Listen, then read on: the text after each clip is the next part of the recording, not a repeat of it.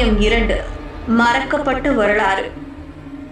ஊரின் மூதாதையர் சொல்லும் கதையின்படி 300 வருடங்களுக்கு முன் அந்த பகுதியில் பிசாசுகள், உடம்பு கொள்ளும் பேய்கள், குழந்தைகளை கடக்கும் சக்திகள் நுழைந்திருந்தன.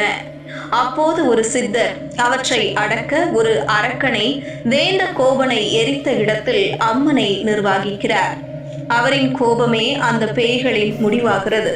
அவள் விழித்தால் பேய் அழியும். அவள் சிரித்தால் ஊர் முழுக்க பயம் நிறையும்.